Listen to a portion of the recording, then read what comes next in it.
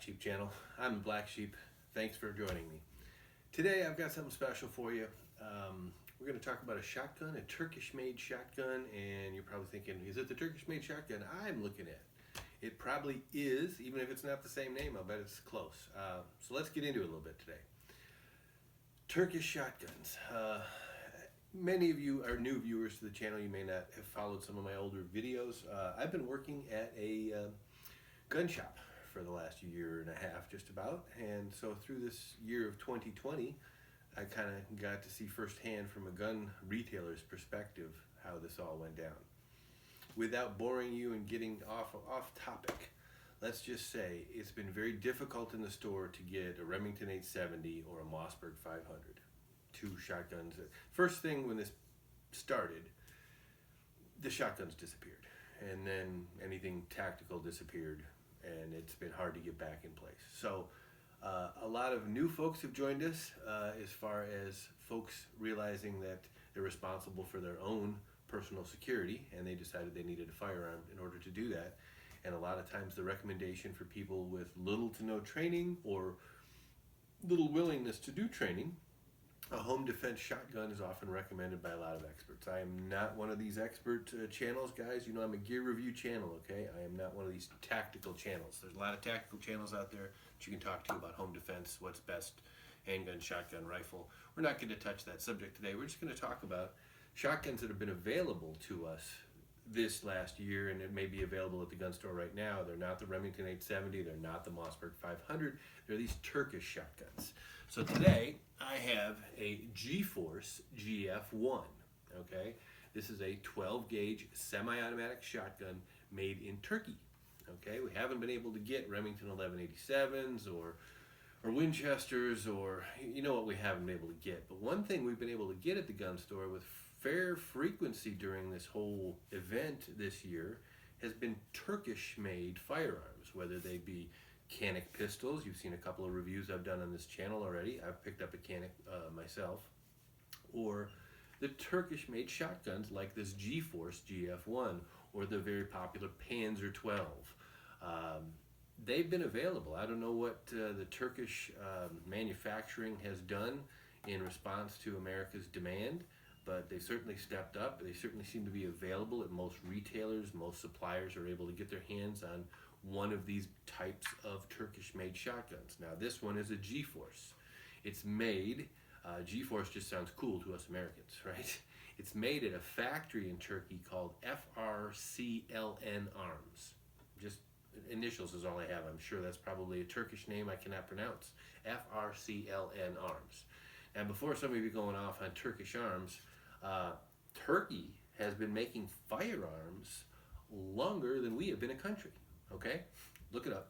Go ahead and look it up. Anyway, let's get back on the topic of the G-Force GF-1. What attracted me to this thing? By the way, if you know my channel, I'm not sponsored by anybody. There's no commercial interruption that I can control, at least on these videos, even though I've passed 1,000 subscribers and I haven't been monetized yet. But I digress. Anyway, trying to keep it viewer friendly on this channel. So I have no sponsors, and full disclosure, I paid my own money for this shotgun. This has a 3-inch chamber, so it can take 2 3/4 inch and 3-inch shells. It has a 20-inch barrel, and it has a choked tubed barrel.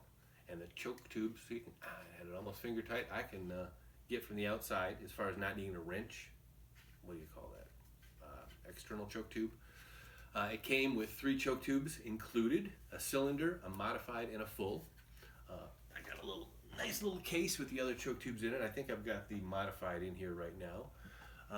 So that's kind of cool. And there's also a choke wrench in there, so you can get it better than finger tight. By the way, I'm putting my hand on the end of the barrel. Of course, we are safe and clear here. Come on.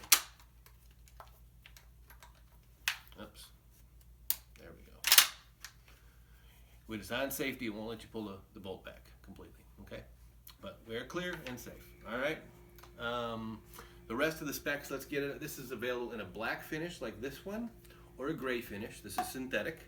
The weight on it is 7 pounds. Capacity, magazine capacity, tubular magazine, a 4+1 capacity. Let's see.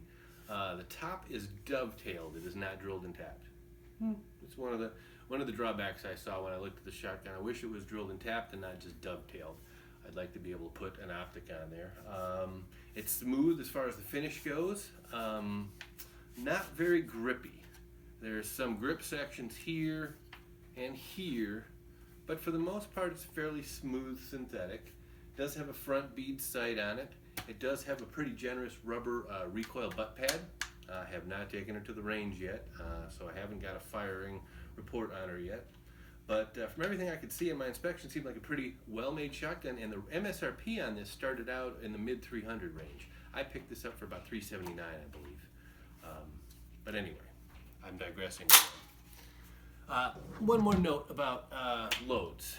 Semi-automatic shotguns. That's the first thing everybody's wondering. Will it run with low brass, light loads?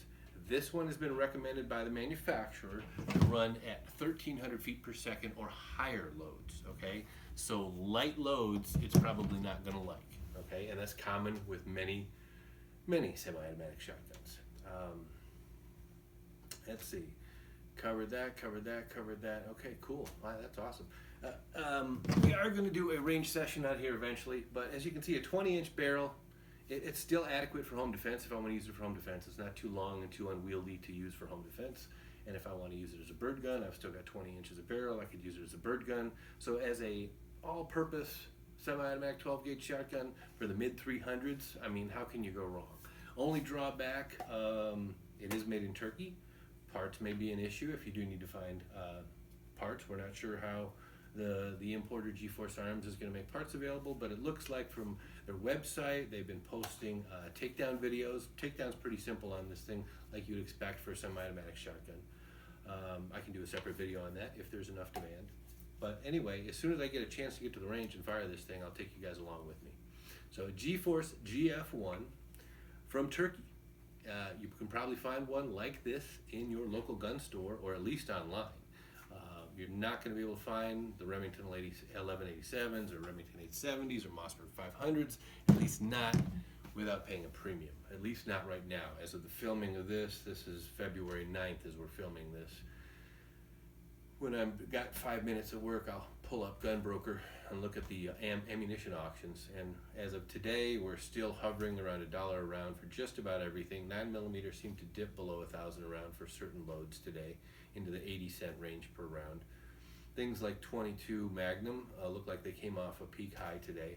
It almost feels like the stock market when you're watching the Gunbroker ammunition auctions. But I think short term, for my viewers that have watched this far, I appreciate it. A little bit of bonus material on what I think is going to happen ammunition-wise. I think as the manufacturers kind of catch up with some of the back order, and these are back orders. We got 44 mags in at work this week that were ordered 6 months ago, kind of thing. That's what your retailers are facing in a lot of cases. So I think as the back orders creep in and more people are less willing to pay $1 and more per round for things that should normally be 40 and 50 cents a round or less, by far, we might see some of this market moderate if it's left alone. Unfortunately, we have this outside political pressure that may be applied to this whole market of supply and demand, perfect storm thing that we're in, and that could make things go the other way real fast. So, everybody, I appreciate you watching this far. Catch me next time on the Blacksheep channel. I'm going to do another quick review, desktop review on a Turkish shotgun.